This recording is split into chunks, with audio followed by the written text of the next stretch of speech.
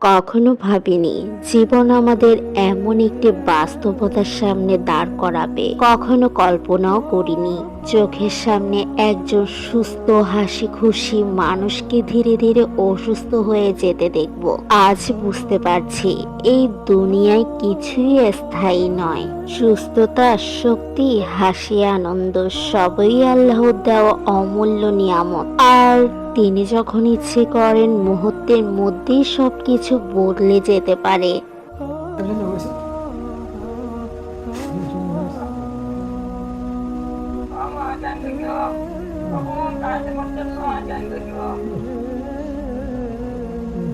আজ যে মানুষকে নিয়ে কথা বলছি তিনি আমার খুব প্রিয় একজন মানুষ, আমার মামা, যাকে ছোটবেলা থেকে দেখেছি হাসতে, পরিশ্রম করতে, পরিবারের জন্য নিরলস চেষ্টা করতে।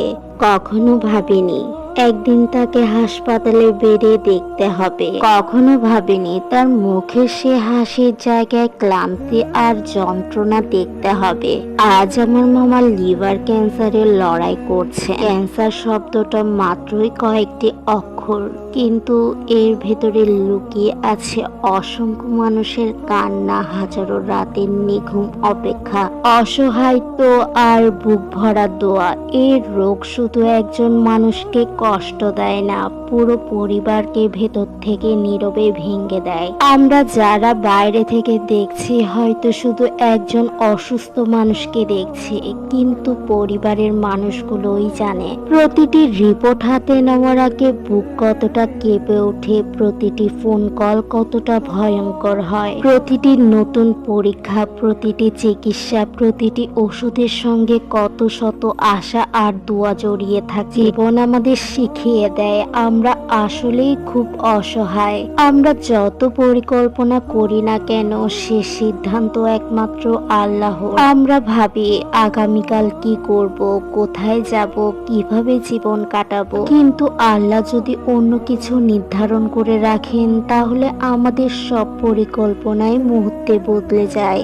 আজ আমার মামাকে দেখে আমি আরেকটি বিষয় বুঝেছি, সুস্থতার মতন বড় নিয়ামত পৃথিবীতে খুব কমই আছে। আমরা যখন সুস্থ থাকি তখন হয়তো এর মূল্য বুঝি না, অভিযোগ করি, অযথা সময় নষ্ট করি, নামাজে অলসতা করি, আল্লাহ দেওয়ার নিয়ামত শুকরিয়া আদায় করতে ভুলে যাই। অথচ অসুস্থতায় একটি দিনই মানুষকে বুঝিয়ে দেয় সুস্থভাবে একটি নিঃশ্বাস নেওয়াও কত বড় নিয়ামত। আমি জানি না আল্লাহ আমাদের জন্য কি লিখে রেখেছেন, কিন্তু আমি জানি তিনি তার বান্দার প্রতি অসীম দয়ালু। আজও আমরা বিশ্বাস করি আল্লাহ চাইলেই অসম্ভবকে সম্ভব করে দিতে পারেন। ডাক্তার চিকিৎসা করেন, ওষুধে কাজ করে, কিন্তু শিফা দেওয়ার মালিক একমাত্র আল্লাহ। হে আল্লাহ, আপনি আমার মামার প্রতি রহম করুন, তার কষ্টগুলো সহজ করে দিন, তার শরীরে প্রতিটি অসুস্থতাকে আপনার কুদরতে দূর করে দিন।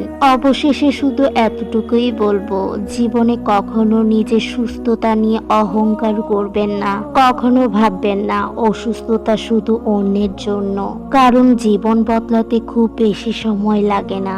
আজ যে সুস্থ কাল সেই হয়তো হাসপাতালের বেডে। তাই যতদিন আল্লাহ সুস্থ রেখেছেন তার শুকরিয়া আদায় করুন, বেশি বেশি ইস্তেগফার করুন, নামাজ পড়ুন, নিজের পরিবারকে ভালোবাসুন, আর অসুস্থ মানুষের জন্য দোয়া করতে ভুলবেন না। আল্লাহর কাছে একটিই চাওয়া, পৃথিবীর সকল অসুস্থ মানুষকে শিফায়েত কালিমা দান করুক। যারা কঠিন রোগের সঙ্গে লড়াই করছে তাদের ধৈর্য দিক, শক্তি দিক এবং পূর্ণ সুস্থতা দান করুক। আজ আমাদের পরিবারের জন্য খুব কঠিন একটি দিন। চিকিৎসার আশায় আজ আমার মামা ইন্ডিয়ার পথে রওনা দিবেন। এখন আমরা এয়ারপোর্টে, চারপাশে অনেক মানুষের ভিড়, কিন্তু আমাদের মনটা শুধু একটাই চিন্তায় ভারী, আল্লাহ যেন আমার মামাকে সুস্থ করে আমাদের কাছে ফিরিয়ে দেন। জীবনে কখনো ভাবিনি এত কাছ থেকে বুঝতে হবে অসুস্থতা মানুষকে কতটা অসহায় করে দেয়। গতকাল যে মানুষটি স্বাভাবিকভাবে চলাফেরা করতেন আজ তাকে চিকিৎসার আশায় দেশের বাহিরে যেতে হচ্ছে।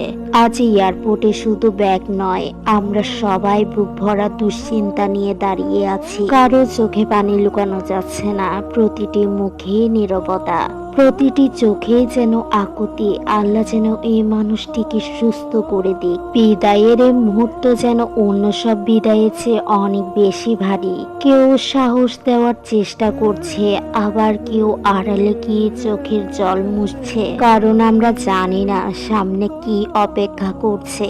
কিন্তু আমরা এতটুকু জানি, আল্লাহর রহমতের চেয়ে বড় আর কোনো ভরসা নেই। আজ আমরা সবাই শুধু একটি অলৌকিক সুসংবাদের অপেক্ষায় আছি, যেন একদিন একই এয়ারপোর্টে দিয়ে আমার মামা সুস্থ হয়ে হাসি মুখে আমাদের কাছে ফিরে আসেন। আমার আব্বু আজ আমার অসুস্থ মামার সবচেয়ে বড় সাহস। রোগীকে সঙ্গে নিয়ে চিকিৎসার জন্য ইন্ডিয়ার পথে রওনা দিচ্ছেন। অবশেষে আল্লাহর কাছে একটিই চাওয়া, আমার আব্বুকে এই কঠিন দায়িত্ব পালন করার শক্তি দিক, আর আমার মামাকে দ্রুত শিফায়ে কামিলা দান করুন। সত্যি আজ বুঝতে পারছি, অর্থ, ব্যস্ততা কিংবা অহংকার এসব চেয়ে অনেক বেশি মূল্যবান হলো সুস্থতা আর আপন মানুষগুলো। অসুস্থতা একটি মুহূর্তেই বুঝিয়ে দেয় জীবন কতটা অনিশ্চিত।